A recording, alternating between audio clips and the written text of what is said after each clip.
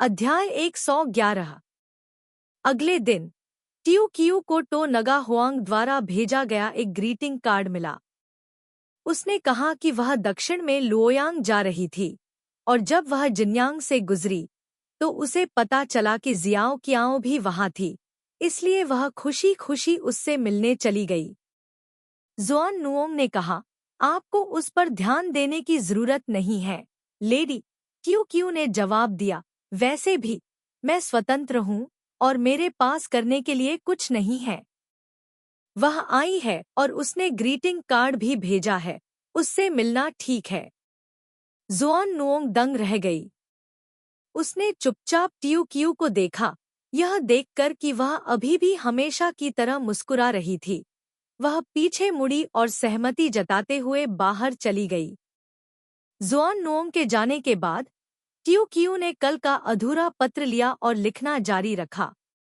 उसने मुझे अपनी हाल की स्थिति के बारे में संक्षेप में बताया और चिढ़ाने वाले लहजे में कहा, मेरे पति के लिए हर रात मेरे बारे में सपने देखना सम्मान की बात है। मेरी हिम्मत कैसे हुई कि मैं अपने सपनों में किसी और को देखूं। मेरे पति को। पत्र के अंत में उसने एक और वाक्य जोड़ा, कुछ दिन पहले वामपंथी फेंग यी गोंग की लेडी लियूसु एक जेड गाड़ी पर जिनयांग पहुंची। एक लोग लंबी दूरी तय करके यहाँ आते थे क्योंकि उन्हें पता था कि उनके पति और लियूसुशी पुराने मित्र हैं। मैं असभ्य होने का साहस नहीं कर सकती। मैं अपने पति की ओर से आपका पूरे दिल से स्वागत करूंगी। पति निश्चिंत हो सकते हैं, चिंता करने की कोई जरूरत नहीं है। एक जेड की कीमत। जेड कैरेज पत्र लिखना समाप्त करने के बाद उसने स्याही के सूखने का इंतजार किया, फिर उसे लपेटा और मेलबॉक्स में डाल दिया। उस व्यक्ति को फोन किया जिसने कल संदेश भेजा था ताकि वह इसे सड़क पर पहुंचा दे। जियो कियाओ ने सरकारी कार्यालय के प्रांगण के पीछे एक बड़े हॉल में सु नगा हुआंग का स्वागत किया। पिछले साल लूली सम्मेलन बीत जाने के बाद सु नगा हुआंग ने जिनयांग को छोड़ दिया। तब से लगभग 1 साल हो गया था। उसने देखा कि जियो कियाओ अभी भी वैसी ही थी जैसी उसे पहले से याद थी। भव्य फूलों वाले कपड़े, चमचमाते गहने, बहुत आकर्षक। ऐसा लग रहा था कि हाल ही में चीजें अच्छी चल रही थी। जैसे ही उसने जियो कियाओ को देखा, उसने सबसे पहले उसके रूप और हाव भाव की प्रशंसा की। वह पहले से भी अधिक सुंदर थी। तो नगा हुआंग मुस्कुराए और कहा, क्या आप जानते हैं कि मैं आपको नु क्वान क्यों नहीं कहता, बल्कि इसके बजाय खुद को बहन कहता हूँ?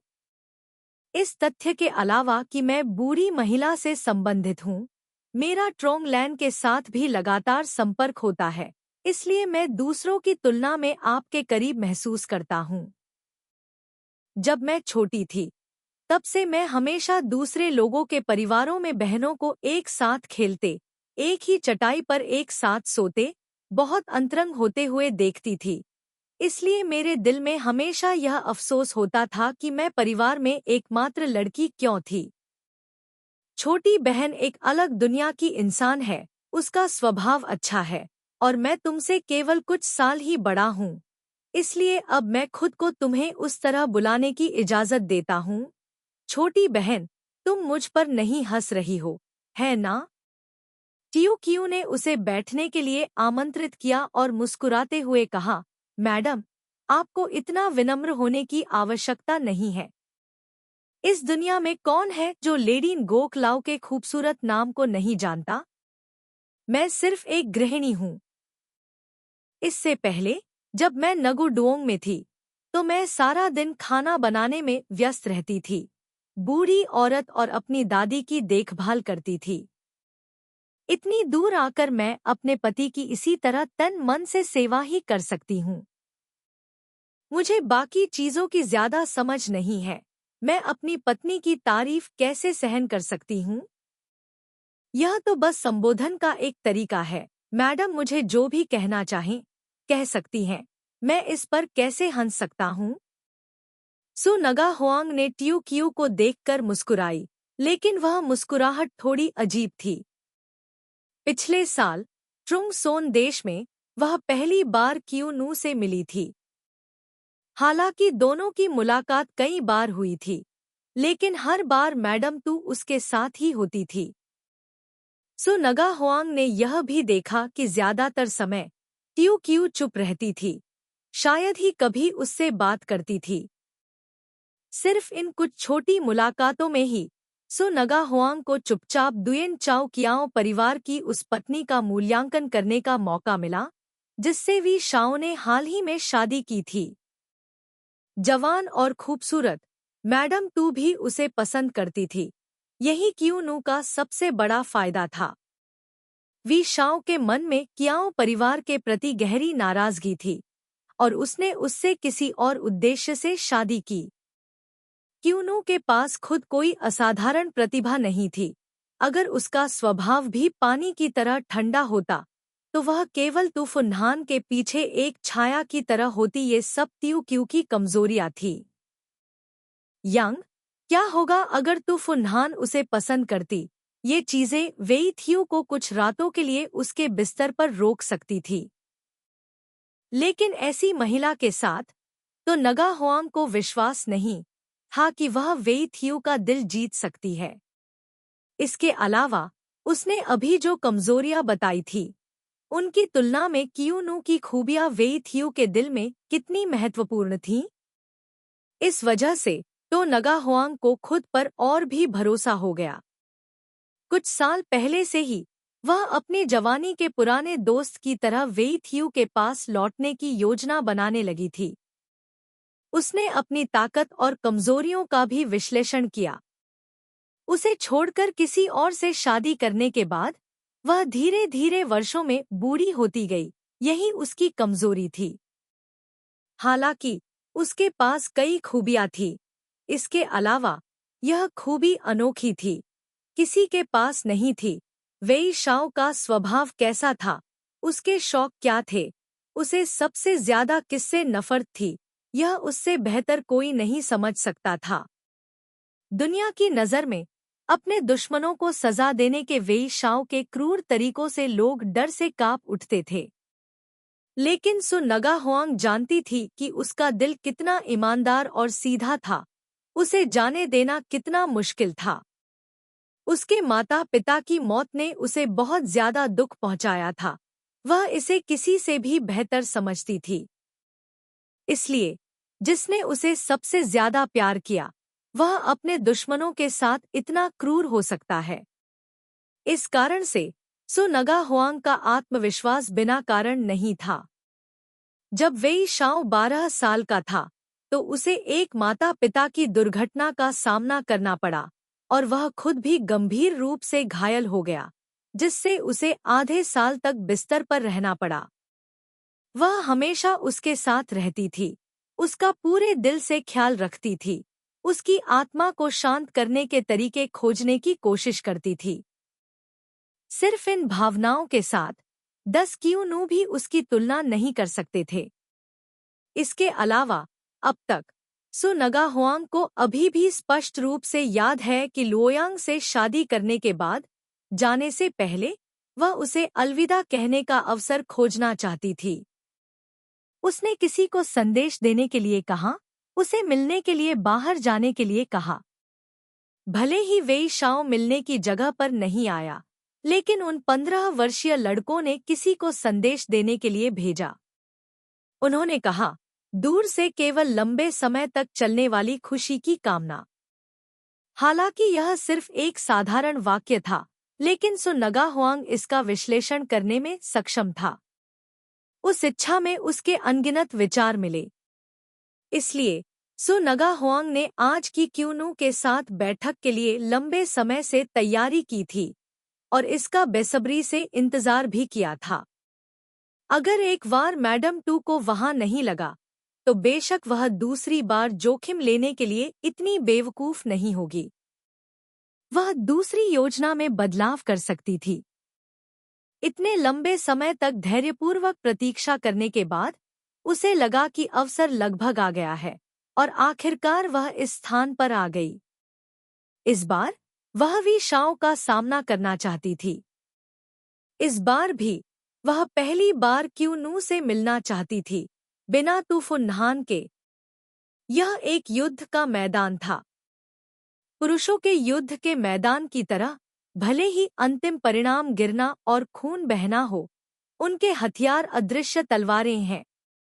जैसे ही यह शुरू हुआ तो नगा हुआंग को पता चल गया कि वह दीवार से टकरा गया है। ऐसा अभिवादन जो मित्रतापूर्ण लगता है, वास्तव में दूसरे व्यक्ति के लिए एक छिपी हुई उत्तेजना होती है। लेकिन क्याओनू के जवाब में ऐसा लग रहा था कि वह उस पर हंस रही थी।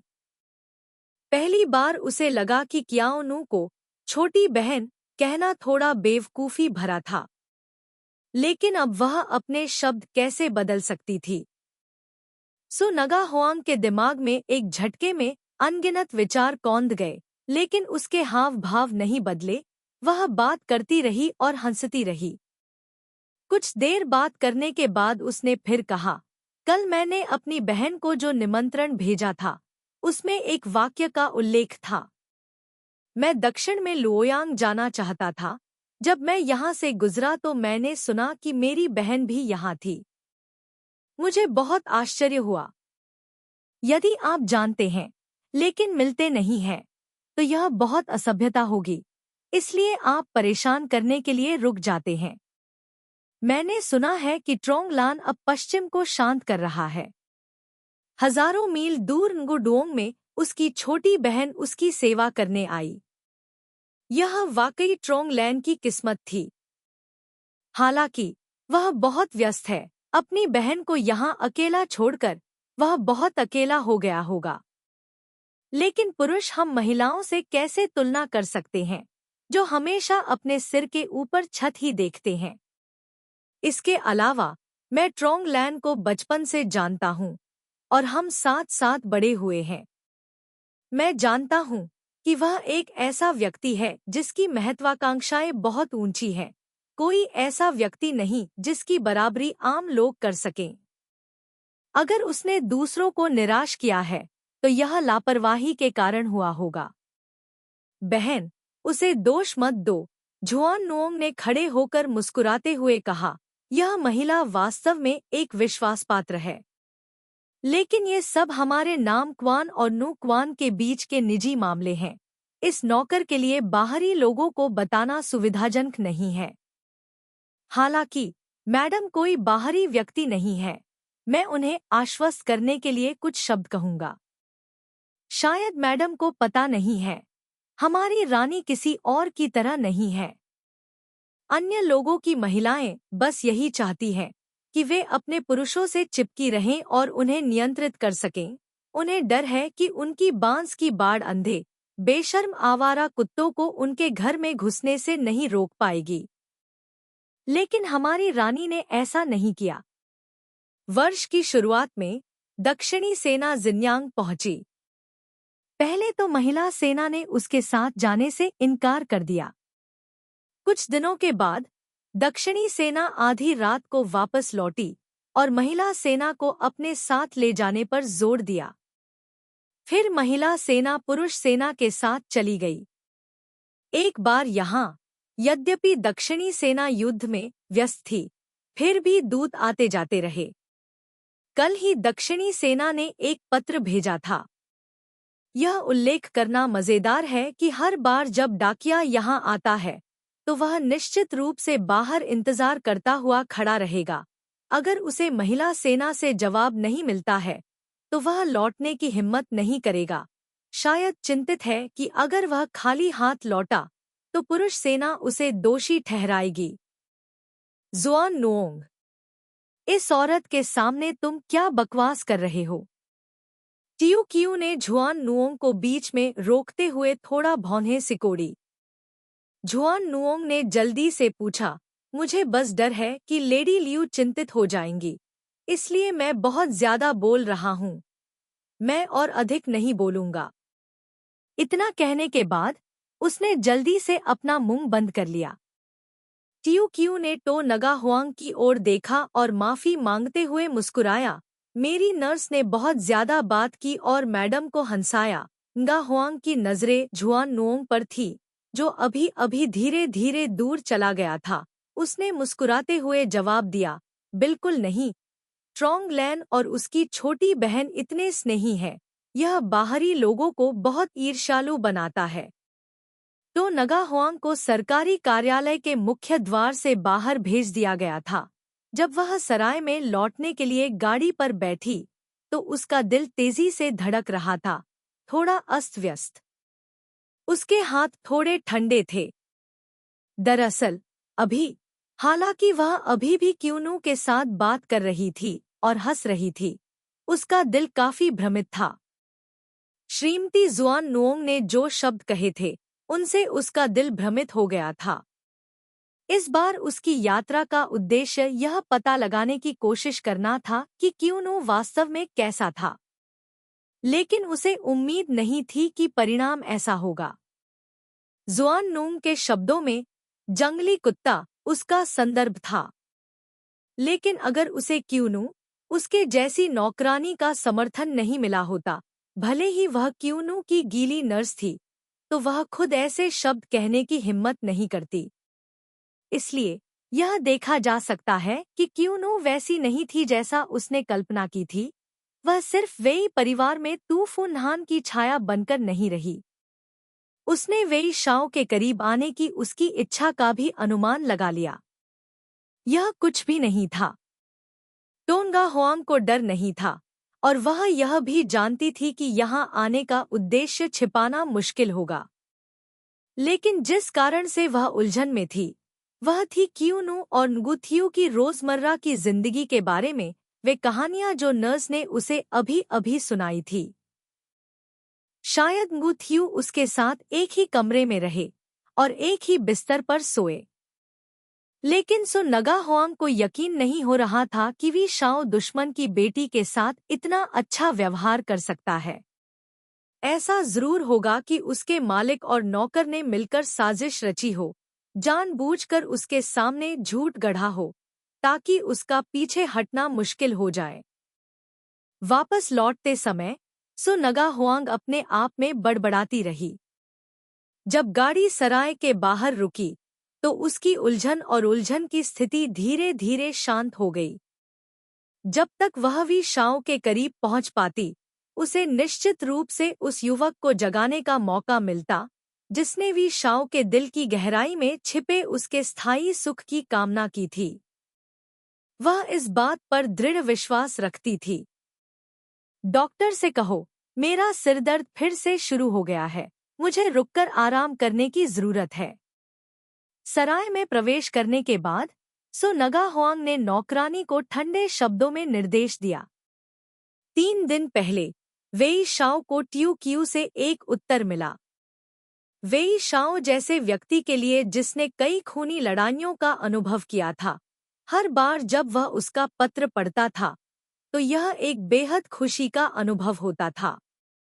इसलिए उसने एक संदेशवाहक को भी नियुक्त किया, जो केवल उसके और उसके बीच व्यक्तिगत पत्र पहुंचाने के लिए था।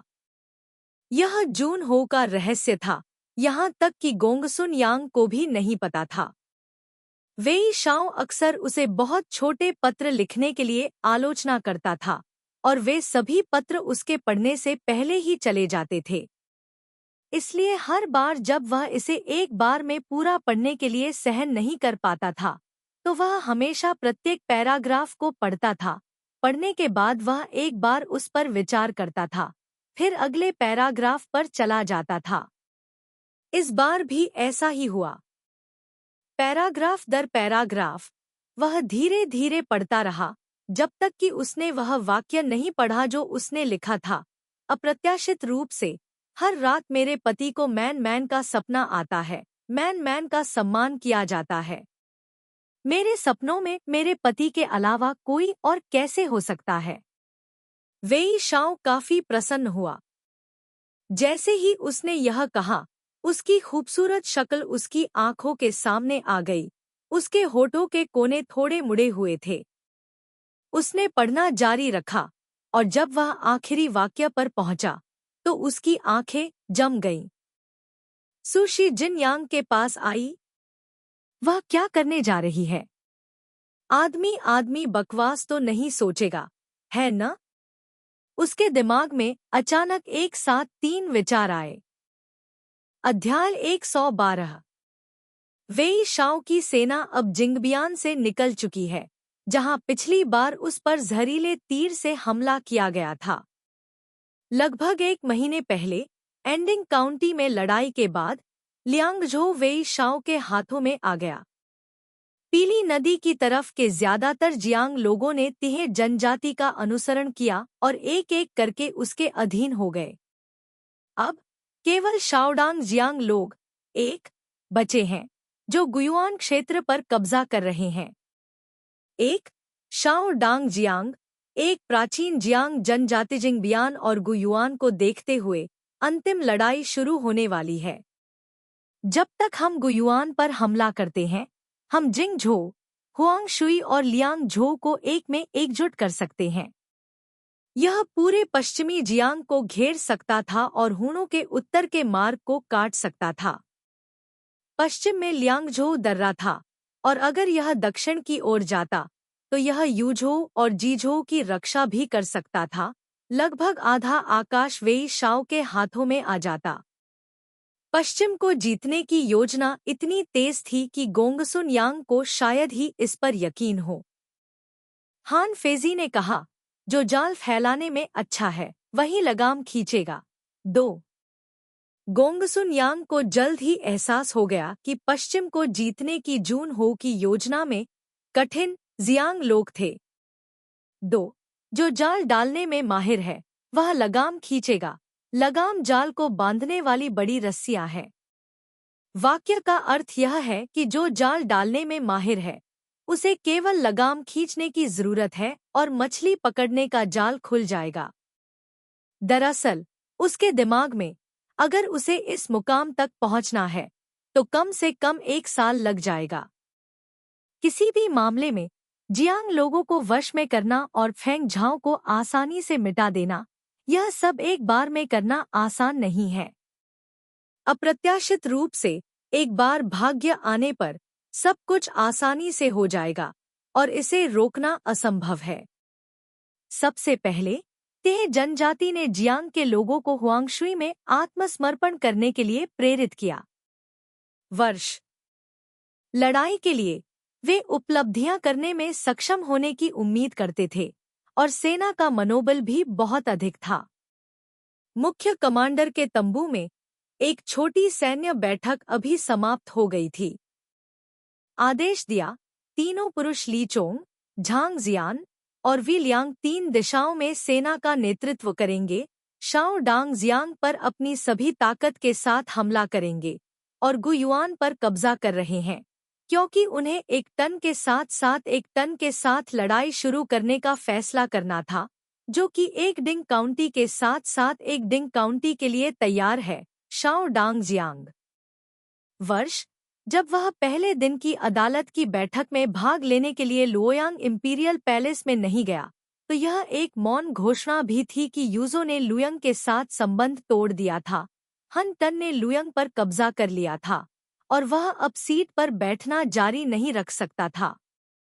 उसे एक और बड़ा कदम आगे बढ़ाते हुए देखकर वेई शाओ उत्तरी क्षेत्र के आधिपत्य की उपाधि के योग्य बनने वाला था और आधिपत्य के लिए अपनी योजना में पहला कदम उठा रहा था। लुओयांग की सर्वोच्च शक्ति को चुनौती दें। शाओ डांग जियांग के साथ यह अंतिम लड़ाई भी पहले स्वीकार करने और फिर बाद में शुरू करने का संकेत थी। दुनिया में स्थिति को भड़काने के लिए अंधेरे में युद्ध शुरू करने के लिए पर्याप्त है। महान युद्ध के बाद डियाओमो और उनकी जियांग सेना के पास 2000 से भी कम लोग बचे थे और आखिरकार वेई शाओ की सेना ने एक जंगली और खरपतवार वाले जंगल में घेर लिया। मरने या पकड़े जाने के अलावा कोई विकल्प नहीं था। डियाओमो ने खतरनाक जगह पर भरोसा करके विरोध करने की कोशिश की। कई बार घेराबंदी तोड़ने के लिए घुड़सवार सेना के अंतिम समूह को संगठित करना चाहा, लेकिन तीरों ने उसे रोक दिया। घेराबंदी और भी कड़ी होती गई जब तक कि वह महल की सड़क पर नहीं पहुंच गया, जब वह अपना चाकू निकालकर आत्महत्या करने वाला था। तो उसे उसके अधीनस्थों ने दर्दनाक सलाह दी। यह शाओ डांगजियांग के लिए एक बड़ी हार थी। पूरी घुड़सवार सेना का सफाया हो गया, भारी नुकसान हुआ, डियाओ मो को बंदी बना लिया गया। 3 दिनों के बाद डियाओ मो ने गोंगसुन यांग के आत्मसमर्पण के आह्वान को स्वीकार कर लिया और वेई शाओ को आत्मसमर्पण का पत्र प्रस्तुत किया। आत्मसमर्पण के पत्र में उसने अपने कबीले के लोगों को शामिल किए बिना अकेले अपना अपराध स्वीकार किया। सौभाग्य से उसे मार्क्विस ने माफ कर दिया था और वह कबीले में सभी के साथ समर्पण करने को तैयार था, 2 चेहरे होने की हिम्मत नहीं कर रहा था। इस समय वी शाओ पहले से ही जिन यांग के पास लौटने के लिए तैयार था। लगभग आधे महीने पहले जियोकियाओ से मिले पत्र के बाद उसने अभी एक पत्र वापस भेजा था, जिसे अपने अधीनस्थों को वापस भेजने के लिए दिया था। उसने कोई जवाब नहीं दिया। वी शाओ को अचानक थोड़ा असहज महसूस हुआ। उसने आखिरकार तब तक इंतजार किया जब तक कि युद्ध अस्थायी रूप से कम नहीं हो गया। वह कैसे चुपचाप बैठ सकता था? गोंगसुन यांग के परिणामों को दूर करने के सभी मामलों को छोड़कर उन्होंने जिन यांग के लिए अकेले ही एक तीर की तरह था, वह अब जल्दी से उसे देखना चाहता था। घोड़े। वह कुछ समय के लिए चिंतन में सड़क के किनारे खड़े हो गए और एक और दिशा में चले गए। अकेले जब वह मर गई तो उसे हान राजवंश परिवार की विधवा के रूप में जाना जाता था। जिन यांग के नए मालिक मार्क्विस यान वेई शाओ के साथ उसकी घनिष्ठता हो गई। आने के अगले दिन वह मार्क्विस यान की पत्नी से मिलने गई, जो अभी भी घर पर छिपी हुई थी। वापस आने के बाद उसकी बीमारी फिर से बढ़ गई। जब लेडी येन हाओ को यह खबर मिली तो उसने तुरंत एक डॉक्टर को उसकी जांच के लिए भेजा। यह देखा जा सकता था कि उनका रिश्ता वास्तव में असामान्य था। इसके अलावा सुशी बहुत उदार थी, इसलिए सिर्फ आधे महीने से ज्यादा समय में जब वह यहाँ स्वास्थ्य लाभ के लिए रुकी तो नौकर ने उसकी बहुत अच्छी देखभाल की और उसे बहुत महत्व भी दिया। उस शाम नौकर जल्दी से पीछे के हॉल में भाग गया, एक सुंदर और शांत कमरे के सामने खड़ा हो गया और जोर से दरवाजा खटखटाया। सु नगा हुआंग की नौकरानी ने दरवाजा खोला और जब वह दिखाई दी तो नौकर ने कहा, येन हो आ गई है। अब हम सामने वाले हॉल में हैं, कृपया बात करने के लिए बाहर आए। यह कहते समय अनुवादक का रवैया अत्यंत सम्मानजनक था। यह वास्तव में अप्रत्याशित था। ड्यूक जुओ फेंग यी की यह पत्नी मार्क्विस यान को व्यक्तिगत रूप से यहाँ आने में सक्षम थी। ऐसा लगता था कि उनका रिश्ता छोटा नहीं था। नौकरानी ने अनुवादक को जवाब देने के बाद वह मुड़ी और एक बार फिर निमंत्रण दोहराते हुए अंदर चली गई। सु नगा हुआंग बिस्तर पर अपनी तरफ लेटी हुई थी। एक हाथ उसकी गर्दन के पीछे था, आंखें बंद थी जैसे कि सो रही हो। एक नौकरानी उसके बगल में घुटनों के बल बैठी, धीरे से उसके पैरों पर मुक्का मार रही थी। उसने अपनी आंखें खोलीं, अपने तेज धड़कते दिल को दबाने की कोशिश करते हुए फिर से कहा, उससे कहो कि मार्क्विस यान से कहे, मुझे सिरदर्द है, क्या तुम मार्क्विस यान को बात करने के लिए यहाँ बुला सकती हो? नौकरानी संदेश देने के लिए बाहर गई और थोड़ी देर बाद फिर से बोली, यी चेंग ने कहा, अभी अभी उसने मैडम के यहाँ ठीक होने के बारे में बात की थी। येन हाओ ने कहा, यदि महिला अभी मिलने के लिए बहुत कमजोर है तो आप किसी और दिन आ सकते हैं। तो नगा हुआंग ने तुरंत कहा, कोई जरूरत नहीं है, उससे कहो कि संदेश पहुंचा दे। मैं थोड़ी देर आराम करूंगा और फिर उससे मिलने जाऊंगा। अनुवादक चला गया तो नगा हुआंग जल्दी से पलटा और छोटे बिस्तर से उठकर बैठ गया। नौकरानी की सेवा में उसने चमकीले लाल रेशमी कपड़े पहने जो कई दिनों पहले से तैयार किए गए थे। कपड़े के किनारे पर एक बेहद कुशलता से कढ़ाई की गई लिली थी जो उसकी पूरी छाती को पार कर रही थी, बेहद आकर्षक लग रही थी। उसकी कमर के चारों ओर एक लंबी, नाजुक बेल्ट थी, जिसके नीचे एक जेड पेंडेंट लटक रहा था। इस पोशाक से उसकी सारी सुंदरता और शैली उजागर हो गई। उसने शीशे में देखा और अपने गालों और होठों पर हल्का गुलाबी रंग लगाया। उसके बाल बंधे नहीं थे, बल्कि खुले हुए थे, जैसे कि वह अभी अभी बैठी हो, जिससे वह और भी बीमार और थकी हुई लग रही थी। अंत में सो नगा हुआंग ने खुद को फिर से शीशे में देखा और 2 नौकरानियों को कमरे से बाहर निकलने में मदद करने दिया। जब वह हॉल में पहुंची, तो खुले दरवाजे को देखते हुए वहां एक आदमी की पीठ सीधी और गर्व से खड़ी थी। खिड़की से सूर्यास्त की धुंधली रोशनी चमक रही थी, जो आदमी के पूरे शरीर को ढक रही थी। जमीन पर एक लंबी छाया डाल रही थी, जिससे वह और भी राजसी लग रहा था। वह दूर की ओर देख रहा था, शायद किसी बात को लेकर सोच में डूबा हुआ। उसकी पीठ हिल नहीं रही थी। 3 साल पहले से सो नगा हुआंग ने उस आदमी से संपर्क करने की हर संभव कोशिश की थी, जिसे उसने दूसरी बार छोड़ दिया था। हालांकि अब तक उसे आखिरकार इस तरह उसका सामना करने का मौका मिला था, बिना किसी के साथ। सो नगा हुआंग ने एक गहरी सांस ली। उसे बुलाने के लिए अपना मुंह खोलने ही वाली थी कि वी शाओ पहले ही वहां पहुंच चुका था। वह तेजी से पीछे मुड़ा, उसके आगे बढ़ा और उससे कुछ हाथ दूर जाकर रुका, सीधे उसके चेहरे की ओर देखा और बोला, मुझे आश्चर्य है कि महिला का स्वास्थ्य कैसा है।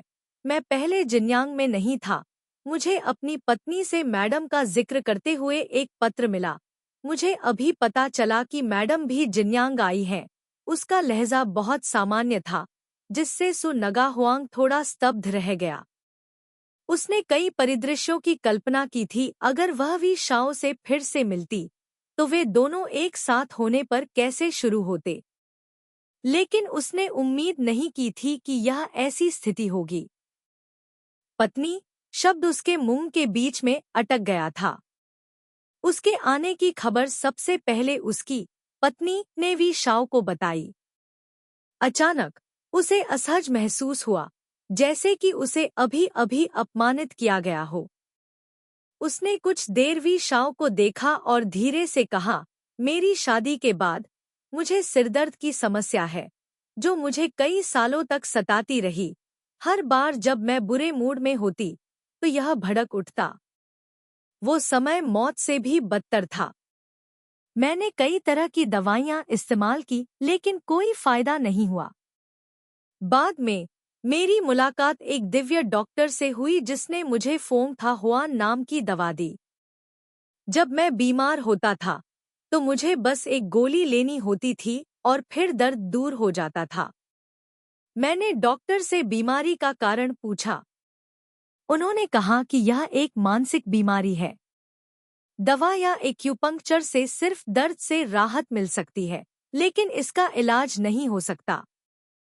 केवल जब आप उस मानसिक बीमारी को खत्म कर देंगे, तभी आप पूरी तरह से ठीक हो सकते हैं। वेई शाओ ने उसे गौर से देखा। तो मैडम को हर दिन अपने दिमाग की देखभाल करने पर ध्यान देना चाहिए, उसे अपने दिल में नहीं रखना चाहिए। मैं आज यहाँ मैडम से पूछने आया हूँ कि अब आपकी बीमारी कैसी है।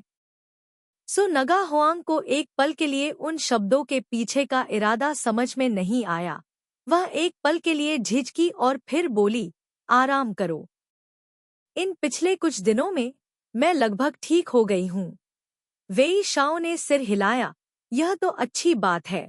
क्या मैडम ने नहीं कहा कि वह लुओयांग जाना चाहती है? क्या आप कल जा सकते हैं? कल सुबह सुबह मैं किसी को यहाँ भेजूंगा, जो उस महिला को लुओयांग तक ले जाएगा। सो नगा हुआंग दंग रह गया। अभी अभी दूत संदेश देने आया था। मैं आराम करते हुए लेटा हुआ था। मुझ में कमरे से बाहर रेंगने की ताकत नहीं थी। लेकिन जब मैंने सुना कि जून हो आ गया है, तो मैं खड़ा होने में कामयाब रहा। मुझे डर है कि कल जाना मुश्किल होगा। वेई शाओ ने दूसरी बार सिर हिलाया। यह भी ठीक है महोदया, कृपया निश्चिंत रहें और शीघ्र स्वस्थ हो जाएं। जब भी तुम्हें कोई अच्छा दिन दिखे तो मेरी पत्नी को बता देना, मैं उसे ले जाने के लिए किसी को भेज दूंगा। अगर मैडम की तबीयत ठीक नहीं है तो जल्दी से अपने कमरे में वापस चले जाओ। इतना कहने के बाद वेई शाओ पलटा और चला गया। सु नगा हुआंग ने शांति से उसकी पीठ को देखा। जब वह दरवाजा छोड़ने वाला था तो वह जल्दी से कुछ कदम उसके पीछे भागी और बोली, एरलांग, क्या तुम पूछना नहीं चाहते उस साल मैंने तुम्हें किसी और से शादी करने के लिए छोड़ दिया था? मुझे सिरदर्द क्यों होता है और मेरी आवाज भी क्यों बदल गई है? अध्याय 113। वेई शाओ थोड़ा रुका। मैं यहाँ आपकी पुरानी कहानियाँ सुनने नहीं आया हूँ।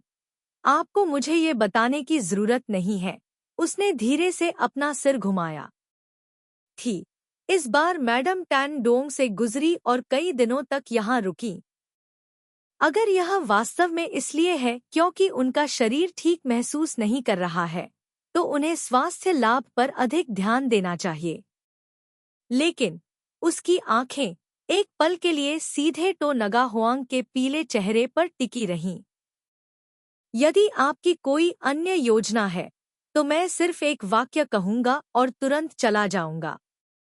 मैं अब उस साल का दूसरा बेटा नहीं रहा। अब मेरी एक पत्नी है। वह मेरे बहुत पक्ष में है। मैं उसे बिना किसी कारण के दुखी नहीं करना चाहता। मेरे पास कहने के लिए और कुछ नहीं है। तुम रुको और स्वस्थ हो जाओ। उसने ऐसा कहा और पीछे मुड़े बिना सीधे चलते हुए चला गया। सु नगा हुआंग स्थिर खड़ी रही। उसकी आंखें घूर रही थी। उसका पूरा शरीर ऐसा लग रहा था जैसे वह बर्फ के पानी में भीगा हुआ हो। ठंड और सुन्नता धीरे धीरे उसकी हड्डियों में घुस रही थी। अगर वह अपने दांत नहीं भींच रही होती तो शायद वह इस पल हिंसक रूप से कांपने लगती। उसका दिल धीरे धीरे घबराहट से घिरने लगा। घबराहट इसलिए क्योंकि सब कुछ उसकी उम्मीदों से बिल्कुल परे हो गया था। उसने शुरू में सोचा था कि चाहे कुछ भी हो, जब तक उसे उससे बात करने का मौका मिलेगा वह उसे अपने विचारों के साथ खींच सकती है। लेकिन उसने कभी उम्मीद नहीं की थी कि वी शाओ ने जो पहली बात कही वह ऐसी होगी। सब कुछ पूरी तरह से उसकी गणना से परे था। इस दुनिया में कौन सा आदमी कामुक नहीं है? गा हुआंग को यह बात स्पष्ट रूप से समझ में आ गई। इसलिए वेई शाओ ने क्यूनू से शादी की थी। तब से सिर्फ 1 साल से थोड़ा ज्यादा समय ही बीता था। शायद इसलिए क्योंकि यह अभी भी नया था, या शायद इसलिए क्योंकि वह सुंदर थी। सो नगा हुआंग ने इसके लिए पहले से ही तैयारी कर ली थी। लेकिन वह यह उम्मीद नहीं कर सकती थी कि वेई शाओ के कहे पहले शब्द उसे दूर भेज देंगे। इतना ही नहीं, उन्होंने उसके मुंह पर सीधे कहा, वह मुझे बहुत पसंद है। क्या ऐसा हो सकता है कि उस दिन नौकर जुआन नुओंग ने जो कुछ कहा वह सब सच था? सो नगा हुआंग इसे स्वीकार नहीं कर सकी। वह इसे बिल्कुल भी स्वीकार नहीं कर सकी। क्या ऐसा हो सकता है कि क्यूनू ने वेई थियू को उसे भगाने के लिए मजबूर किया हो? यदि नहीं, तो भले ही वह मुझसे नफरत करता था, फिर भी वह मेरे साथ इतना विनम्र क्यों था, यहाँ तक कि उसने मुझे लोयांग शहर तक ले जाने के लिए किसी को भेजने की पहल क्यों की?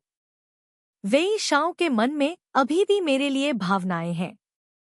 या शायद ऐसा इसलिए था क्योंकि मैंने उस युवक को इतना दुख पहुंचाया था कि उसके मन में अभी भी कुछ नाराजगी थी। इसलिए क्यूनू ने उसकी लापरवाही का फायदा उठाकर उसे अपनी सुंदरता से लुभाया। वेई शाओ के माता पिता की मृत्यु अनिवार्य रूप से उस समय किए गए कियाओ परिवार के विश्वासघात से संबंधित है। उस समय एक 12 वर्षीय बालक को ऐसी पीड़ा से गुजरना पड़ा था जिसे देखकर कोई भी विचलित नहीं हो सकता था। उसने इसे अपनी आंखों से स्पष्ट रूप से देखा था और खुद भी इसका अनुभव किया था। इसके अलावा आधे साल बाद, जब वह जमीन से नीचे उतरने में सक्षम हुआ, तो सबसे पहले उसने अपने पूर्वजों की पैतृक वेदी के सामने घुटने टेके और एक क्रूर शपथ ली कि वह अपने माता पिता की आत्मा को शांति देने के लिए भविष्य में अपने सभी दुश्मनों को अवश्य नष्ट कर देगा। उस समय उसकी आंखों में एक क्रूर प्रकाश चमक उठा था और वह स्मृति आज तक फीकी नहीं पड़ी है। एक वी शाओ अपने दुश्मन की बेटी पर इतना मोहित कैसे हो सकता है कि वह खुद को नियंत्रित नहीं कर सका? उसे यकीन नहीं हुआ, यकीन नहीं हो रहा था। उसे ध्यान से सोचना था, ध्यान से सोचना था। वह निश्चित रूप से इसका समाधान खोज सकती थी। मिस एक येन हो अभी यहाँ क्या कर रहा था? तुम्हारा चेहरा इतना भद्दा क्यों है? एक आंटी, आंटी, अंकल, पिता की बहन। सुशिन, जो अभी भी बाहर छिपी हुई थी, जल्दी से कमरे में चली गई और चिंता से भरी सु नगा हुआंग का समर्थन किया। उसकी आंखें अभी भी पहले की तरह स्थिर थी, जैसे कि उसने कुछ भी नहीं सुना, चुपचाप और गतिहीन। सुशिन ने चुपके से सु नगा हुआंग के चेहरे पर नजर डाली। उसका दिल और भी अधिक दोषी महसूस कर रहा था। वह हकलाते हुए बोला, वह आया, क्या यह हो सकता है? क्योंकि वह जानता था कि पिछली बार नगु डुओंग में क्या हुआ था। टोनगा हुआंग कांप उठी। उसने अचानक ऊपर देखा और टो टिन को घूरने लगी। क्या बकवास कर रहे हो तुम? आप नगु डुओंग के बारे में क्यों बात कर रहे हैं? उसने अपनी आवाज कम की और हर शब्द बोला। उसकी आंखें अचानक ठंडी और बर्फीली हो गईं। सु टिन घबरा गया और बोला, हाँ, यह है कि आप भ्रमित है। मॉडल कैसा है? तुम्हारा चेहरा इतना खराब क्यों है? मैं बहुत चिंतित हूँ। तुनगा हुआंग को अपने कानों में भनभनाहट, कनपटियां फड़कती हुई तथा शरीर में कंपन महसूस हुआ। उसने अपनी आंखें बंद कर लीं, आगे बढ़कर सु टिन की बाह पकड़ ली, फिर रुक गई और बुदबुदाने लगी, मेरे सिर में हल्का दर्द है, मुझे लेटने और आराम करने में मदद करो, मैं थोड़ा आराम करना चाहती हूँ। उसका हाथ ठंडा और फिसलन भरा था, मानो उसमें कोई गर्मी ही न बची हो, फिर भी उसकी ताकत असाधारण रूप से मजबूत थी। उसके नाखून सु शिन के बाइसेप्स में मजबूती से धंसे हुए थे। कपड़ों की एक परत के माध्यम से सु शिन की बाह भी उसके निचोड़ने से दर्द कर रही थी, लेकिन उसने कुछ भी कहने की हिम्मत नहीं की। वह केवल नौकरानी को यहाँ आने के लिए जोर से बुला सकता था। नौकरानी जल्दी से उसे सहारा देने के लिए दौड़ी, तो टिन ने मौके का फायदा उठाते हुए अपना हाथ खींच लिया, तो नगा हुआंग को वापस कमरे में ले आया और उसे लेटने में मदद की। तो नगा हुआंग की आंखें कसकर बंद थी, वह हिली नहीं मानो वह सो गई हो। जब सु शिन दरवाजे पर पहुंचकर पीछे मुड़कर चुपके से बाहर निकलने वाला था, तो अचानक उसके पीछे से एक आवाज सुनाई दी, अभी कुछ नहीं हुआ है, झोंग लिन अभी अभी जिन यांग के पास लौटा है। यह जानते हुए कि मैं आ रहा हूँ, वे दौड़कर मेरे पास आए, मुझसे कुछ देर बात की और मुझे अपने स्वास्थ्य का ध्यान रखने को कहा। चूंकि उसके पास अन्य महत्वपूर्ण काम थे, इसलिए उसे जल्दी से निकलना पड़ा। चिंता मत करो, सब कुछ मेरे नियंत्रण में है। तो टिन ने अपना सिर पीछे घुमा लिया। तुनगा हुआंग की आंखें पहले की तरह बंद थीं। उसका चेहरा बहुत शांत था। उसने बाहर जाने से पहले 2 बार हाँ कहा। उस समय सु शिन ने सिर्फ अपनी आस्तीन ऊपर की। उसकी बाह पर पहले से ही 5 गहरे कील के निशान थे। उसने चुपचाप एक सांस ली और कुछ बार मालिश करने के लिए अपना हाथ उठाया। जियो कियाओ को साफ रहना पसंद था। इसके अलावा यह भीषण गर्मी का मध्य था। मौसम शुष्क और गर्म था। थोड़ी सी भी हरकत से उसे पसीना आ जाता, बेशक वह हर दिन नहाती थी। उस दिन रात का खाना पचाने के बाद आसमान में अभी अभी अंधेरा हुआ था। वह हर दिन की तरह नहाने चली गई। जुआन नुओंग हमेशा उसकी सेवा करने के लिए उसके साथ रही थी। साल की शुरुआत में चौंकाने वाली घटना के बाद से भले ही आधा साल बीत गया था, वह हमेशा बिना छोड़े उसके साथ रही थी। जियो कियाओ का पूरा शरीर पानी में भीग गया था, केवल उसके नाजुक कंधे उजागर हुए थे।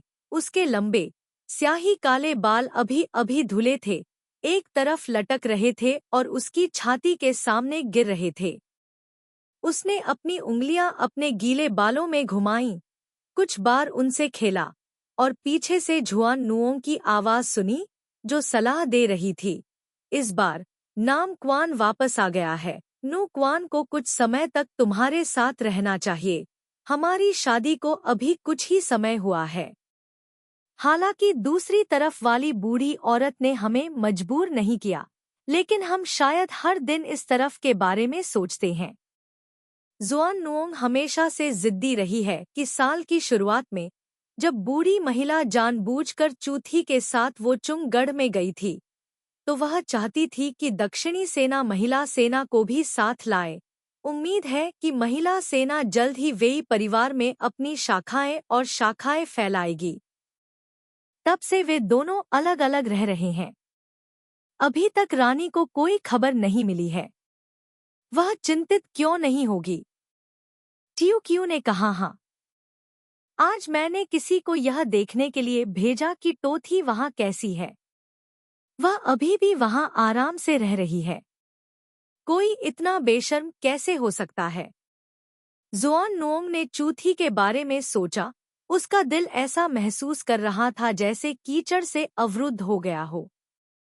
उसने जियाओ कियाओ की पीठ साफ की और आगे कहा, महिला को उसे कम नहीं आंकना चाहिए।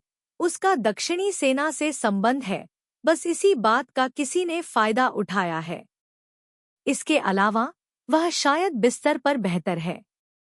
इस दुनिया में कौन सा आदमी ऐसी महिलाओं को पसंद नहीं करेगा? महिला सम्राट अभी भी युवा है, इसलिए उसे पता नहीं है। इससे पहले महिला सम्राट के चाचा की भी एक उपपत्नी थी, वह भी पुरुषों को लुभाने की क्षमता रखती है। उस महिला के आने से पहले 1 महीने के भीतर लगभग 10 रातें ऐसी थी जब वह अपनी चाची के साथ एक ही कमरे में रहता था। उस व्यक्ति के आने के बाद उसकी चाची को ऐसा लगा जैसे उसे कोई खजाना मिल गया हो।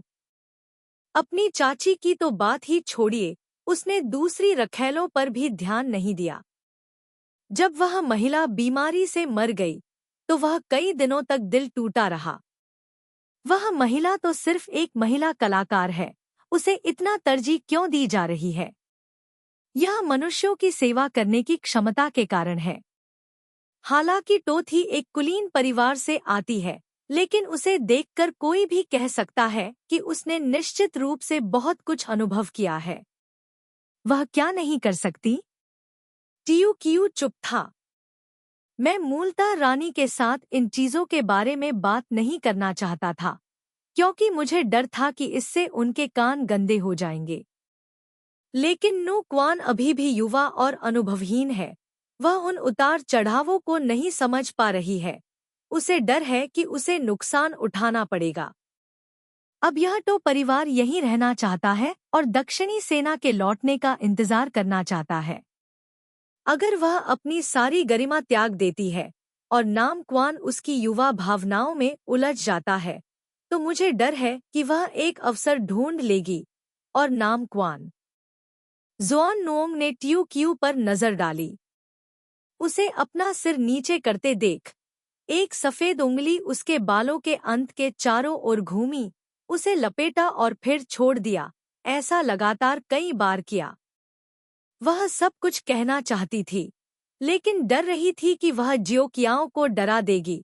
इसलिए उसने जल्दी से अपने शब्द बदले और मना लिया, मिस, घबराइए नहीं, ये सिर्फ याद दिलाने के लिए हैं। रानी की सुंदरता अद्वितीय है।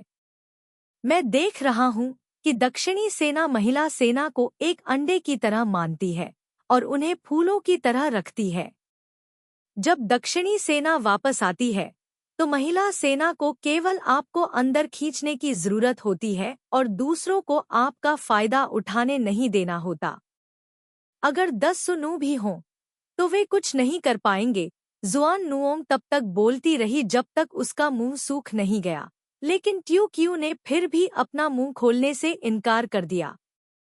जुआन नुओंग थोड़ा अधीर हो गया। छोटे दिल, मैंने बहुत कुछ बोल दिया है, क्या तुम सुन रहे हो? जियाओ कियाओ के विचार अभी अभी उस पल की ओर चले गए थे जब वह वेई परिवार के पास पहुंची थी, उस बक्से को छूते हुए। पिछले कुछ दिनों में दूसरी बार जब सुई हुआंग दिखाई दिया तो वह बक्सा जो उसकी दुखद यादें लेकर आया था धीरे धीरे फिर से सामने आ गया। यह देखकर कि चुन नियांग इतनी जल्दी में थी, जियाओ कियाओ ने अपना सिर घुमाया और कहा, मैंने सुना, मुझे पता है। तभी जियाओ कियाओ मुस्कुराई।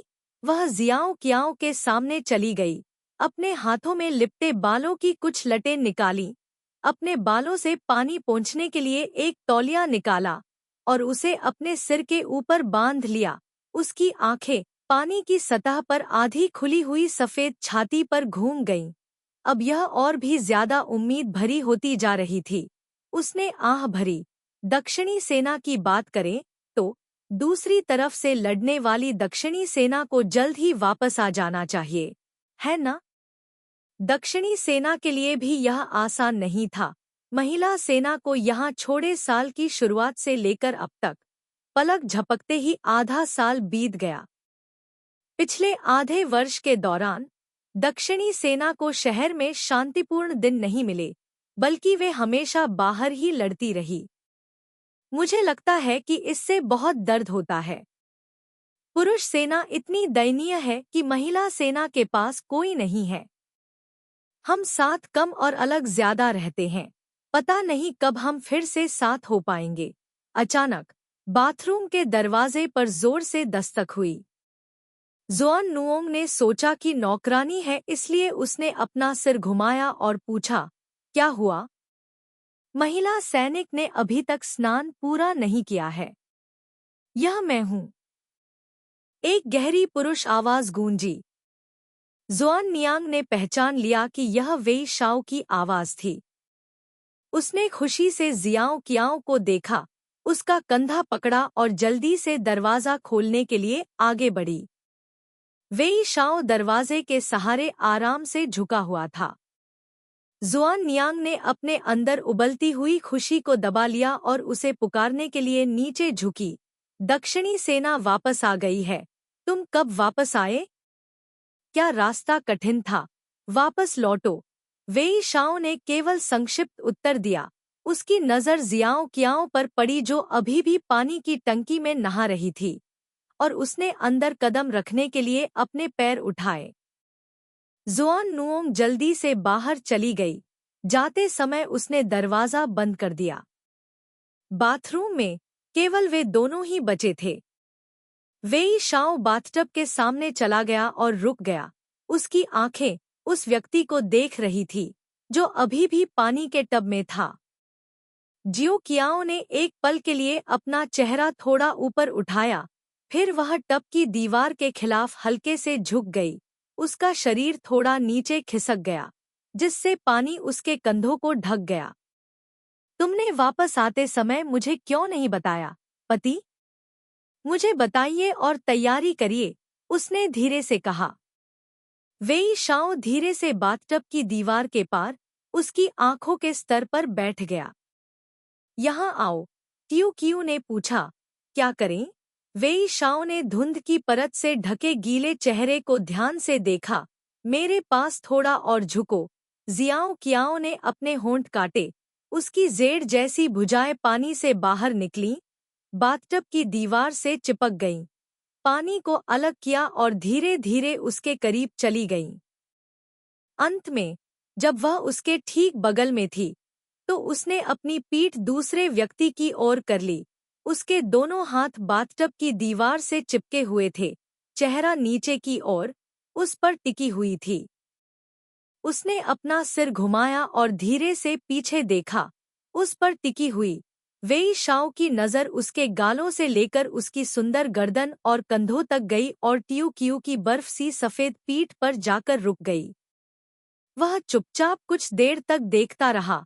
उसका सिर घूम गया, अचानक वी शाओ ने हाथ बढ़ाकर उसे गले लगा लिया।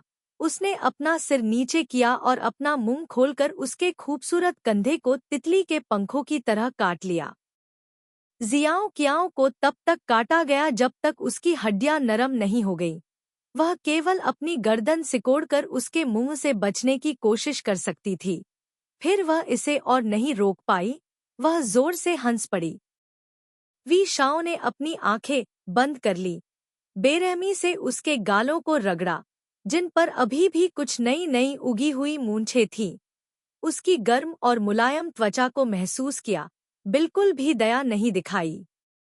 उसकी पीठ की मुलायम त्वचा को उसने तब तक रगड़ा जब तक वह लाल नहीं हो गई। दूसरे व्यक्ति की दर्दनाक लेकिन खुशी भरी चहचहाहट की आवाज उसके कानों में गूंजी। पिछले कुछ महीनों से उसे याद करने का दर्द आखिरकार बाहर आ गया। उसने उसे पानी से बाहर खींचने के लिए हाथ बढ़ाया। वे दोनों फिर से एक साथ चिपक गए, गीलेपन से जमीन पर लौटने लगे।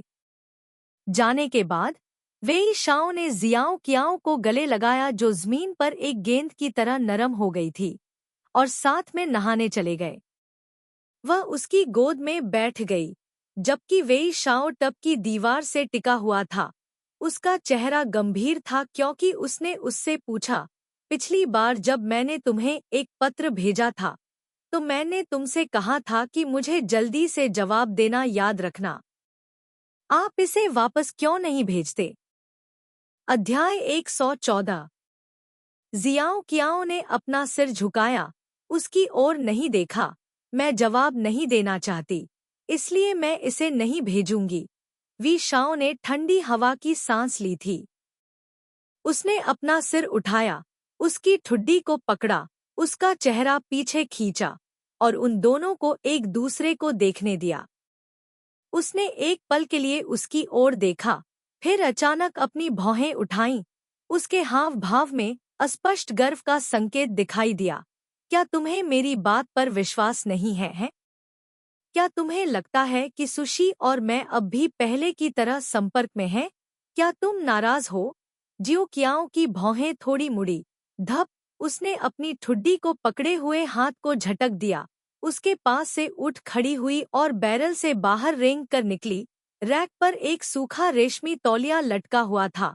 उसने उसे पकड़ लिया और अपने शरीर के चारों ओर लपेट लिया। बाहर जाने की तैयारी कर रही थी। उसके पीछे एक और जोरदार धमाका हुआ। वेई शाओ भी पलटा और पानी से बाहर निकल आया। उसे पीछे से गले लगाते हुए उसने कहा, वास्तव में मैं अभी अभी उसे देखकर लौटा हूँ।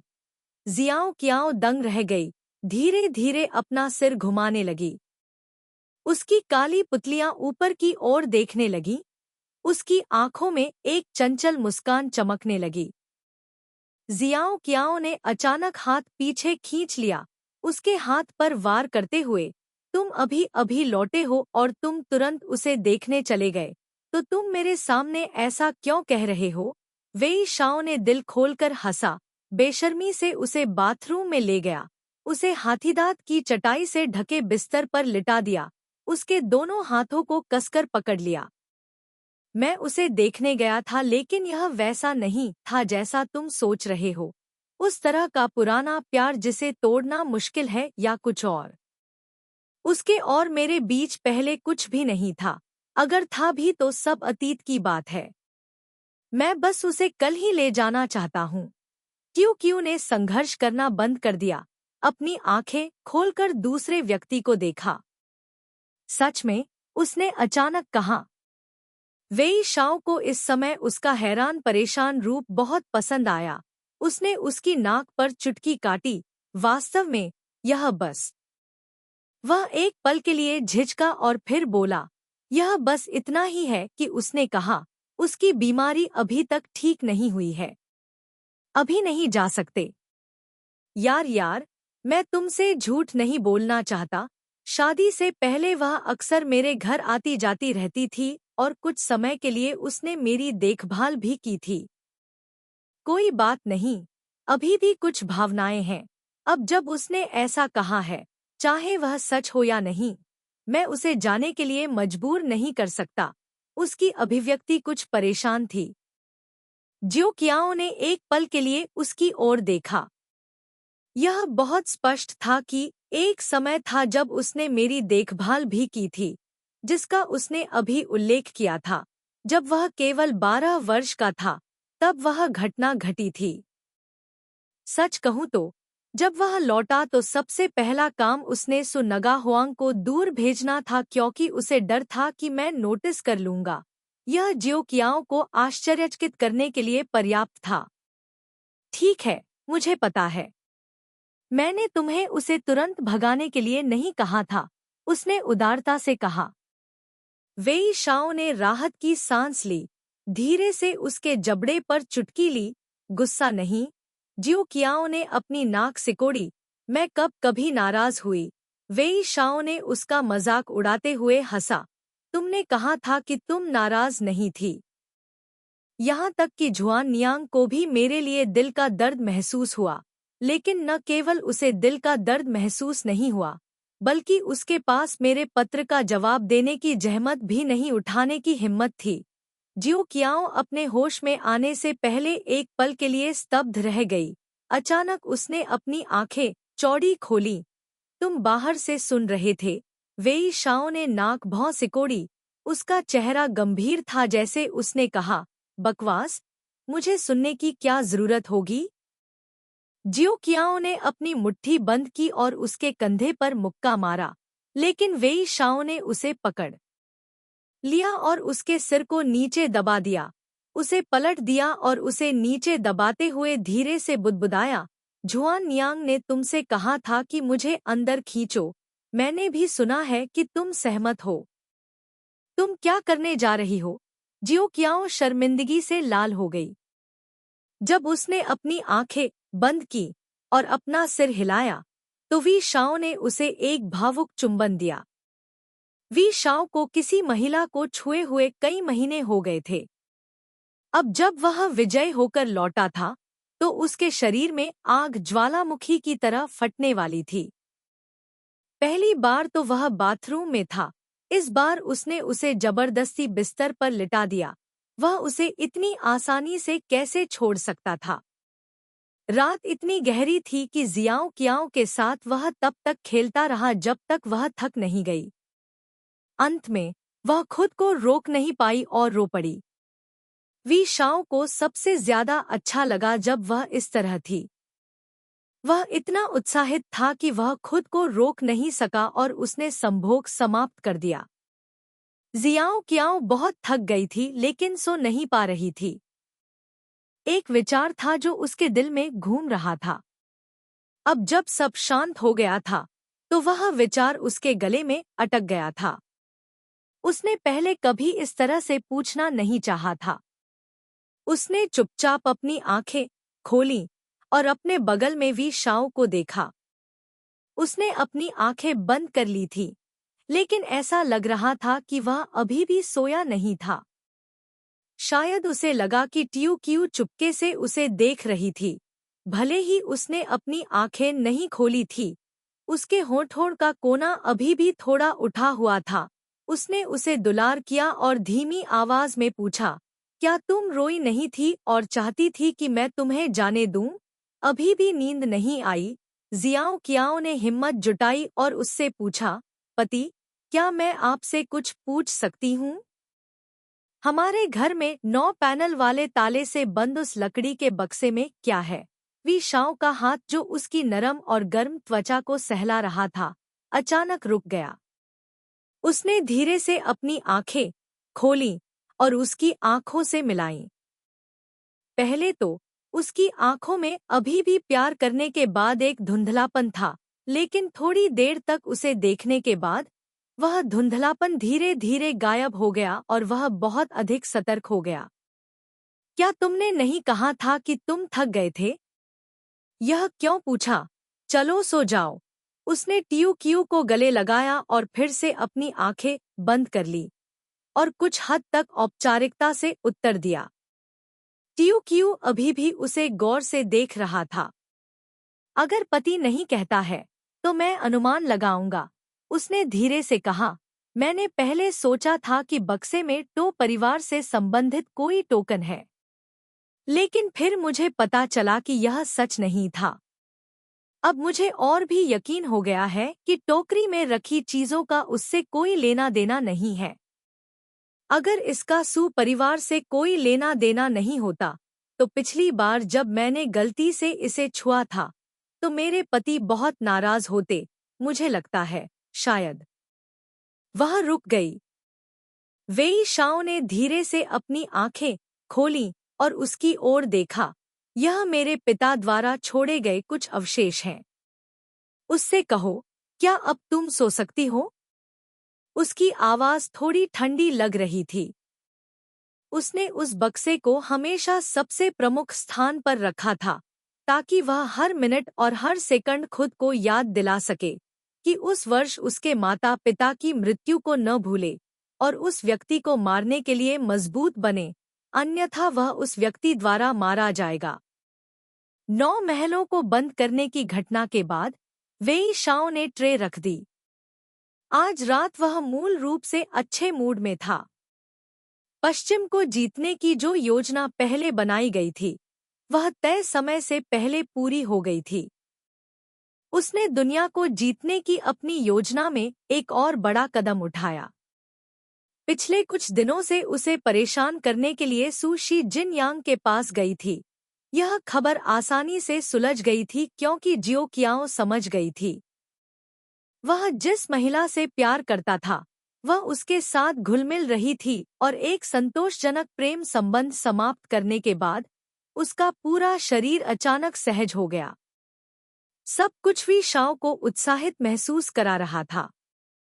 हालांकि जब सब कुछ शांतिपूर्ण था, तो उसने अचानक उस बॉक्स के बारे में बात की, जिसके बारे में वह उसे पहले कभी नहीं बताना चाहता था, जिससे वी शाओ थोड़ा नाखुश लग रहा था और साथ ही वह थोड़ा सावधान भी हो गया।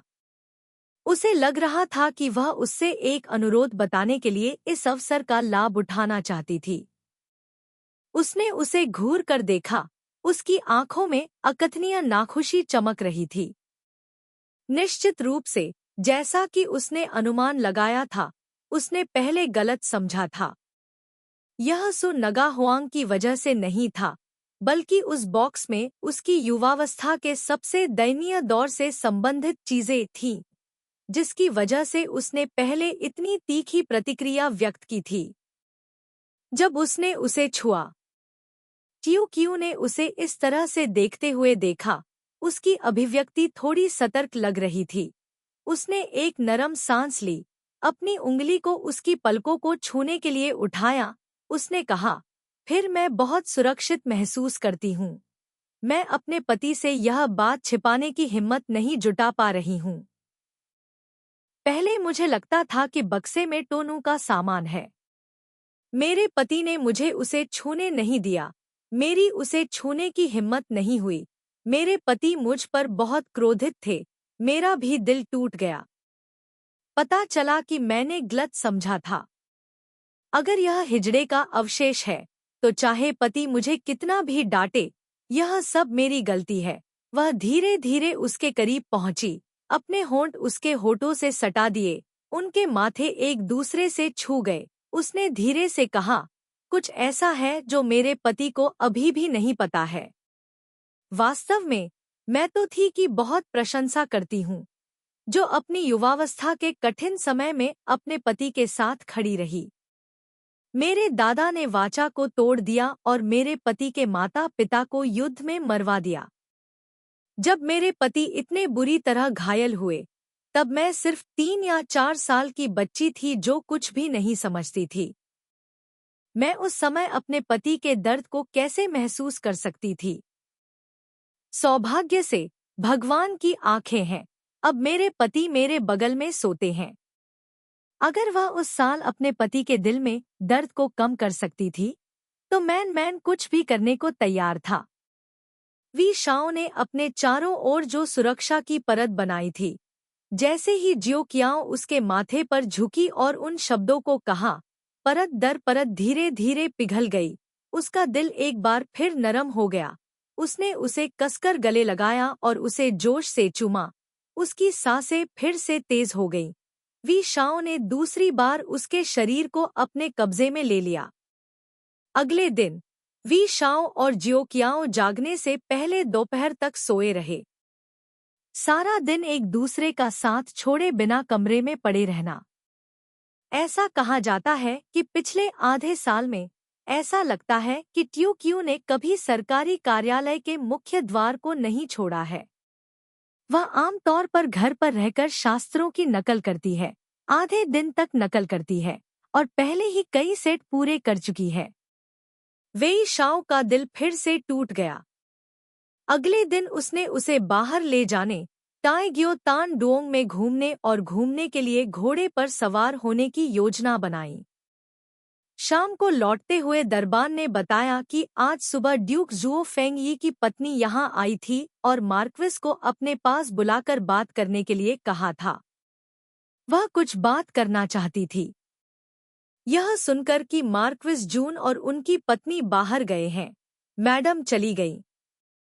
जाने से पहले उन्होंने कहा कि मैडम को कुछ जरूरी काम था, इसलिए उन्होंने मार्क्विस जून को आने के लिए कहा। उस समय वी शाओ ने कुछ और नहीं कहा और जियाओ कियाओ के साथ अंदर चली गई। जियाओ कियाओ ने उनके हाव भाव पर नजर डाली। क्या आप जा रहे हैं, पति? वी शाओ एक पल के लिए झिझकी, फिर उसकी ओर देखा। जियाओ कियाओ ने एक हल्की आह भरी, लेकिन वह अभी भी सतह पर मुस्कुरा रही थी। उसने अपना हाथ उठाया और उसके हाथ में जंगली फूलों का एक गुच्छा था जिसे उसने अभी अभी जियाओ से तोड़ा था। उसने धीरे से उनकी नाक को छुआ और कहा, यह इतना कठिन क्यों है? अगर कुछ है तो उसे यहाँ बुलाओ और बात करो। क्या यह आसान नहीं होगा? तुम्हें सराय में क्यों जाना है? वेई शाओ की आंखें चमक उठीं। उसने मुस्कुराकर उसे गले लगा लिया। यार, सच में मेरे दिल को सबसे ज्यादा समझता है। फिर उसने जल्दी से किसी को संदेश देने के लिए सराय में भेजा। सु नगा हुआंग को बात करने के लिए यामिन में आमंत्रित किया। क्या आप जा रही हैं, चाची? सु शिन ने सु नगा हुआंग को देखा, उसके जवाब की प्रतीक्षा में। पहले तो उसके हाव भाव बहुत भद्दे लगे, लेकिन धीरे धीरे उसने अपना मूल भाव पुनः प्राप्त कर लिया। वह एक पल के लिए विचलित हो गई और फिर बोली, आप क्यों नहीं जा रहे हैं? अगले दिन वेई शाओ साफ सुथरे आधिकारिक कपड़े पहने हुए यामिन के सामने वाले हॉल के सामने खुले कमरे में था। उसने देखा कि सु नगा हुआंग को एक नौकर अंदर ले जा रहा है। कुछ दिन पहले उसकी बीमार शक्ल और अस्त व्यस्त बालों की तुलना में आज सु नगा हुआंग ने ठीक से मेकअप किया हुआ था। उसके कपड़े उत्तम थे। अध्याय 115। सु हुआंग ने वेई शाओ को प्रणाम किया। उसकी नज़र उसके चेहरे पर पड़ी और उसने पूछा, क्या मैडम को कुछ बेहतर महसूस हो रहा है? नगा हुआंग ने उत्तर दिया, थोड़ा बेहतर। वेई शाओ ने थोड़ा सिर हिलाया। मैंने सुना है कि कल मैडम ने मुझे मिलने के लिए आमंत्रित किया था, लेकिन मैं अपनी पत्नी को बाहर ले गया था और जब मैं वापस आया तो देर हो चुकी थी, इसलिए मिलने आना सुविधाजनक नहीं था। मैंने तुम्हें आज ही यहाँ बुलाया है। मुझे आश्चर्य है कि तुमने कल मुझसे क्या करने को कहा था। तो नगा हुआंग ने उसे गौर से देखा, लेकिन कुछ नहीं कहा। ngू थिएऊ ने एक पल रुककर कहा, अगर कुछ है, मैडम, तो बस कह दीजिए। नगा हुआंग ने बस इतना कहा, दूसरे बेटे के सामने मैं झूठ नहीं बोलना चाहता। मैं आपसे यह बात नहीं छिपा सकता। इस बार मैं टैन डोंग के पास आया हूँ क्योंकि मुझे कुछ चर्चा करनी है। वेई शाओ ने उसकी ओर देखा। सु नगा हुआंग की आंखों में उदासी झलक रही थी। एरलांग, मैं यह बात आपसे छिपाना नहीं चाहती, उसने आगे कहा। इस बार दक्षिण में लुओयांग जाना मेरी इच्छा नहीं थी, बल्कि यह वास्तव में मेरी मजबूरी थी। आप शायद नहीं जानते, इससे पहले जब मेरे पति जीवित थे, एक बार मैं लुओयांग में रुकी थी। उस वर्ष वसंत पुष्प उत्सव के दौरान दुर्भाग्यवश मैं हान टोन की नज़रों में गिर गई। उसके बाद उस बूढ़े चोर ने किसी को मुझे अपनी हवेली में ले जाने के लिए भेजा। यह सचमुच शब्दों से परे दुखद है।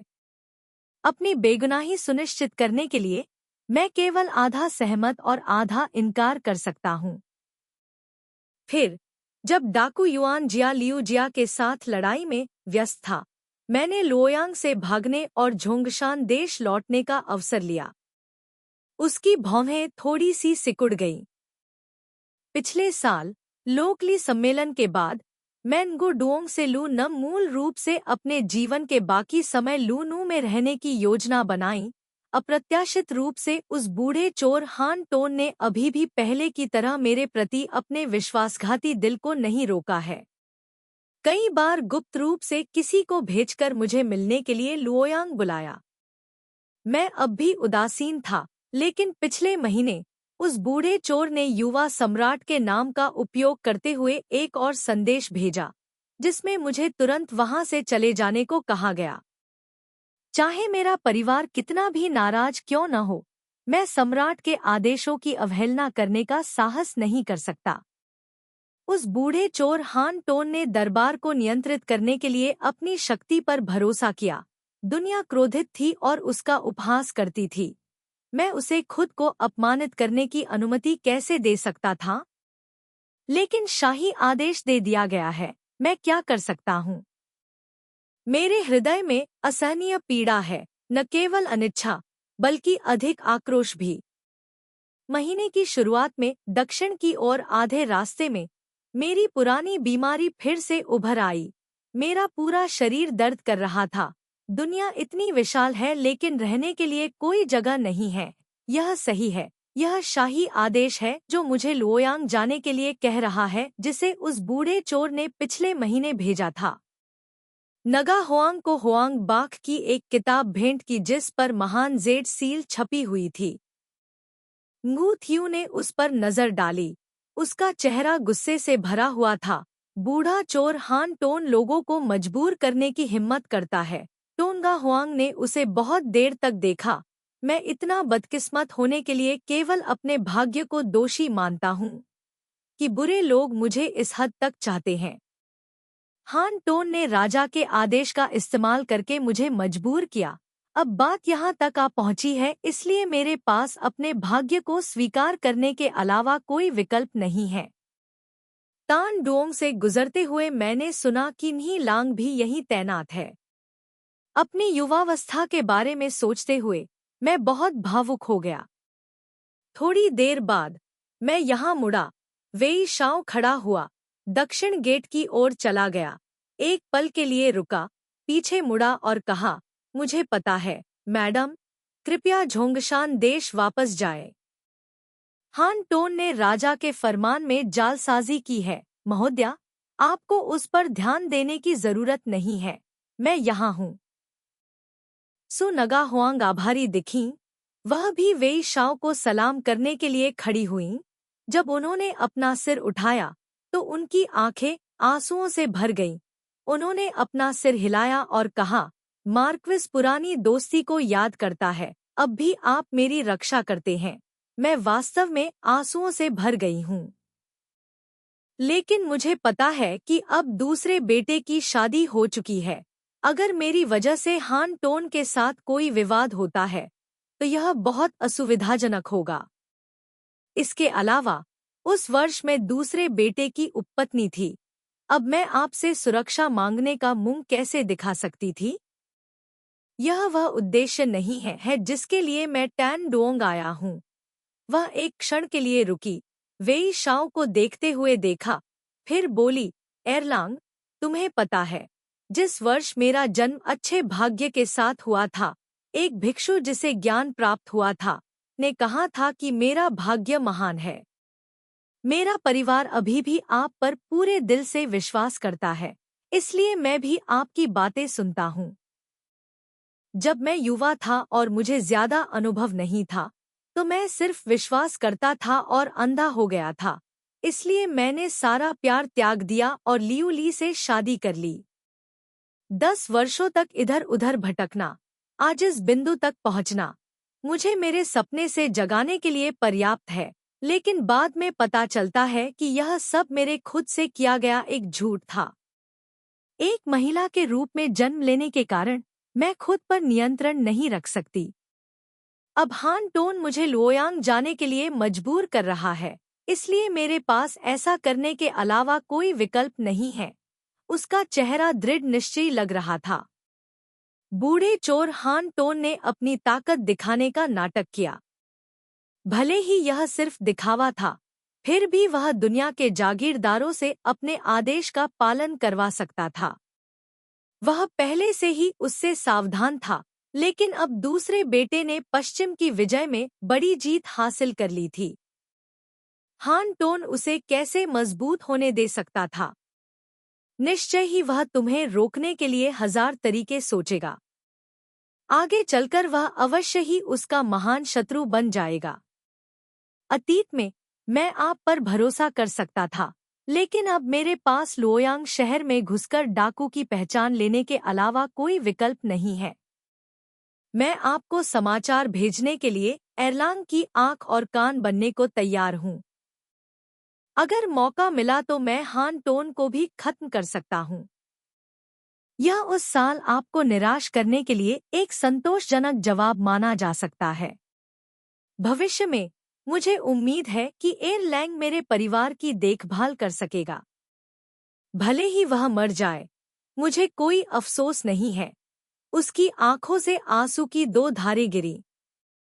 अध्ययन कक्ष अचानक शांत हो गया, बिना किसी आवाज के।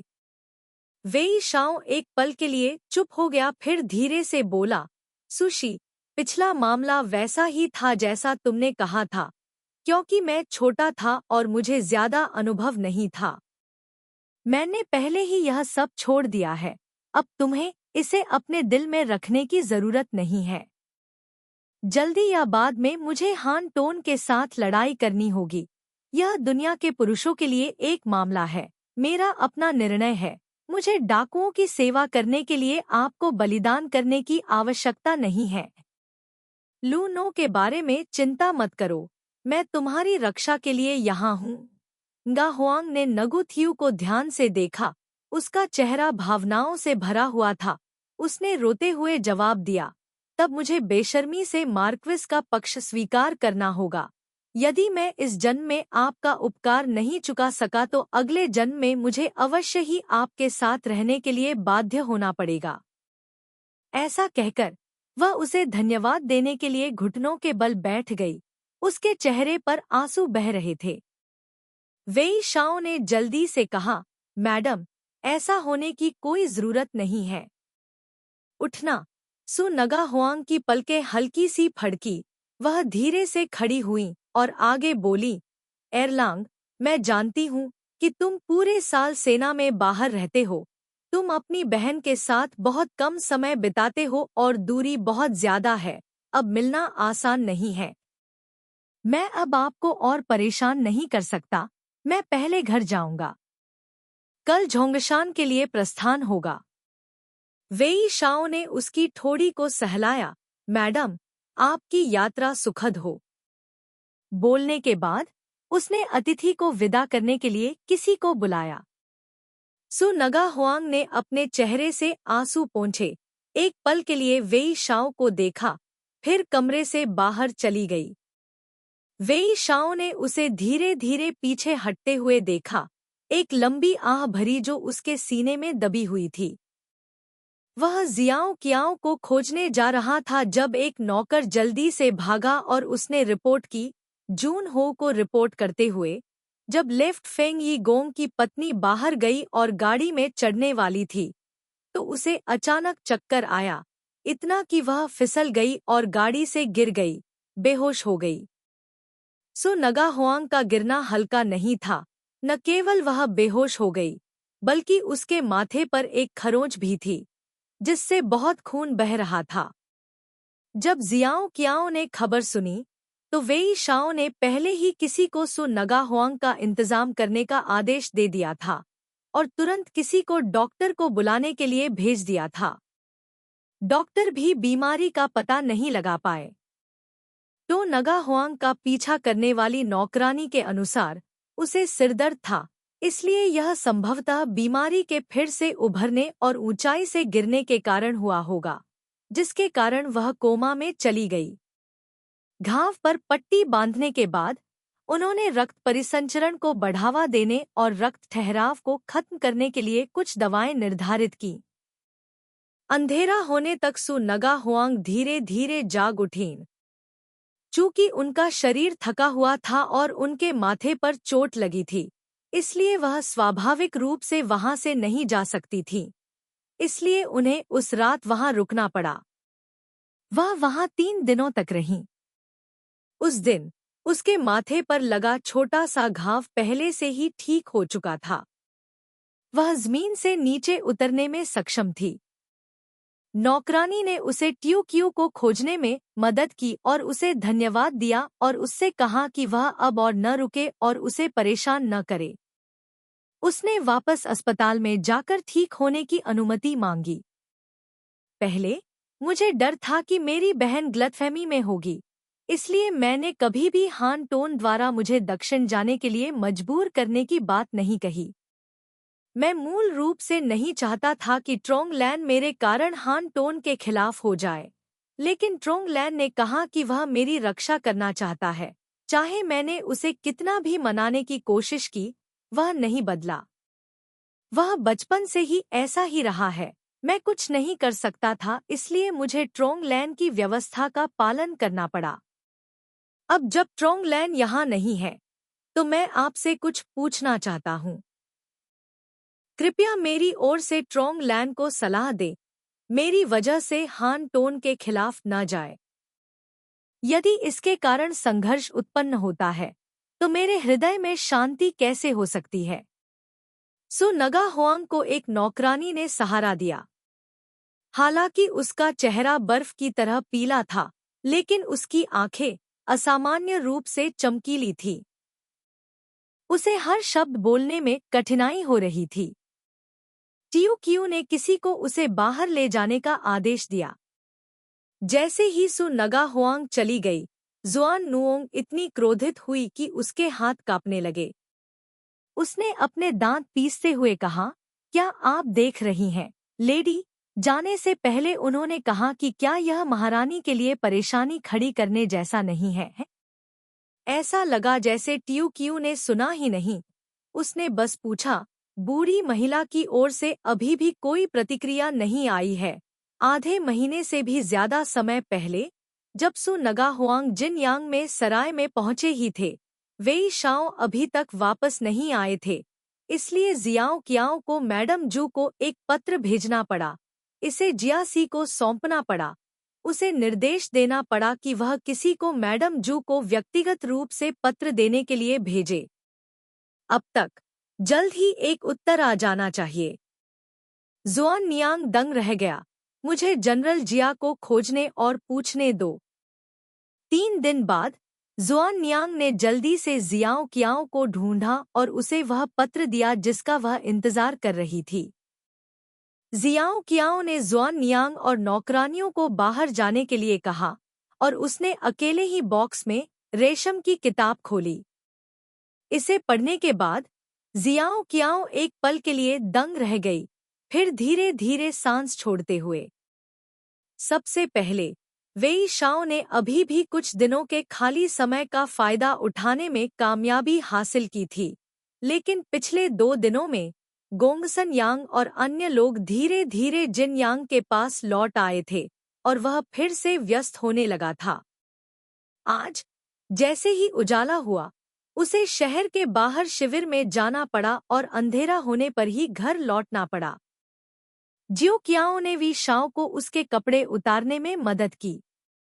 वी शाओ उसे गले लगाना चाहता था, लेकिन जियो कियाओ बच निकली और लापरवाही से बोली, पिछले कुछ दिनों में मैंने किसी को भी सराय में नहीं भेजा है। मुझे आश्चर्य है कि सुशी की स्थिति कैसी है। क्या आपके पति अभी तक आए हैं? वेई शाओ ने खांसते हुए जवाब दिया, आप जानते हैं कि मैं इन दिनों कितना व्यस्त हूँ। मेरे पास ये सब करने का समय नहीं है। जब तक यह पक्ष पूरा न हो जाए, तब तक प्रतीक्षा करें। मैं आपको नगु डुओंग वापस ले जाऊंगा। मुझे अपनी दादी से मिले हुए आधा साल हो गया है। मुझे इस अवसर का लाभ उठाकर उनसे दोबारा मिलना चाहिए। जहाँ तक टोथी का सवाल है, जब वह पूरी तरह ठीक हो जाएगी, तो मैं उसे ले जाने के लिए किसी को भेजूंगा।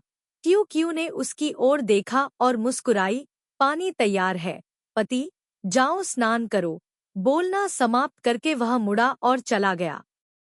वेई शाओ ने उसकी पीठ की ओर देखा, जल्दी से उसके पीछे गया, फिर उसे पीछे से कसकर गले लगाया, बेहद आत्मीयता से देखा। 1 दिन हो गया जब से मैंने तुम्हें देखा है। मेरे साथ स्नान करो। ट्यू क्यू ने आलस से उत्तर दिया, मैंने स्नान कर लिया है। मैं पूरे दिन थोड़ा थका हुआ हूँ, इसलिए मैं पहले एक झपकी लेने जा रहा हूँ। वेई शाओ के पास उसे बिस्तर पर ले जाकर चूमने के अलावा कोई विकल्प नहीं था, लेकिन उसने कोई प्रतिक्रिया नहीं दी। उसका चेहरा थोड़ा उतर गया और वह रुककर बोला, मैंने आपको पहले भी बताया था। हान टोन ने उसका सपना देखा था, इसलिए उसने उसे लुओयांग आने के लिए मजबूर किया, और मजबूरी के कारण मैंने उसे वापस आने के लिए कहा। उस समय उन्होंने सक्रियतापूर्वक यह भी कहा कि वह अगले दिन झोंगशान लौट आएंगी। अप्रत्याशित घटना। उसे कुछ दिनों तक आराम करने दे, और जब वह ठीक हो जाए तो उसे तुरंत ले जाएं।